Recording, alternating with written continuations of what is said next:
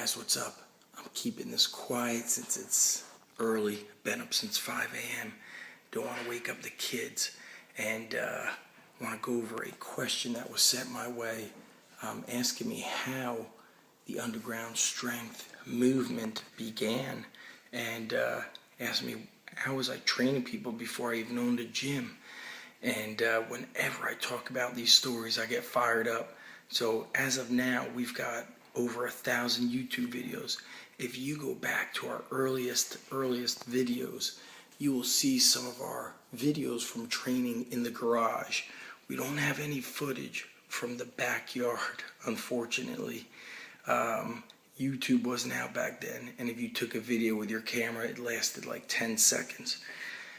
One of the things that we always did was we split up where we trained. We spent time in the garage, then we would go into my backyard where I had a climbing rope hanging from the tree.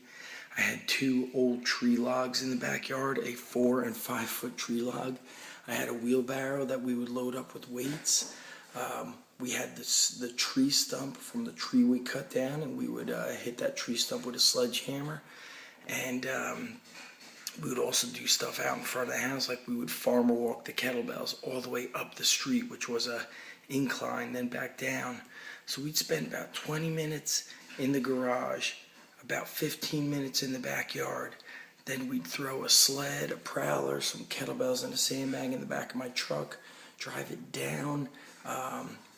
It wasn't even a mile. It may have been half a mile away, 3/4 miles away. It was right at the end of our development elementary school. That's where we would train outdoors, pushing our truck, sprinting up hills, hand walking, where our partner held our legs, hand walking upstairs, using picnic tables for box jumps. We trained outdoors even in the winter time, and there was definitely a unique mental toughness that these athletes developed from training in the elements. And on this blog post, I'm going to share with you a video that always inspired me with Fedor back when he was training. You see him training at a Russian playground, training outdoors, was pretty intense, and it always fired me up. Those were back in the days where I was involved with jiu-jitsu and shoot fighting, getting into MMA. But bottom line is, you want to push your mind outside of its normal realms. You have to train outside. You have to break the rules, and that was the essence of underground strength training, was that we didn't follow any rules, and because of that, we developed some seriously nasty, deadly, strong, explosive, kick-ass athletes. We didn't have all the science down pat, and a lot of coaches were making fun of us, and I know that they were making fun of us because they were nervous. They saw an up-and-coming coach who didn't give a shit about following the typical rules in training, and he was building some bad mofos.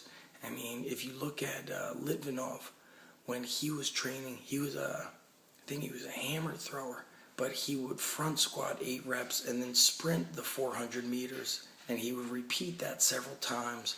He was a power athlete. He was a throwing athlete. So for him to squat for 8 reps goes against common norms, and then to run 400 meters coupled with that goes against common norms. Well, that's what you need to do when you want to break the mold. Today, too many athletes, too many people, are soft. And because you train soft, you will be soft. So think about that. Train in the elements. Get outside. Give yourself an ass whooping so you train not just the body, but the mind. Peace out, guys. Go to undergroundstrength.tv. When you subscribe, we're now hooking you up with 3 kick-ass training gifts. You're going to love them. I'll see you on the other side.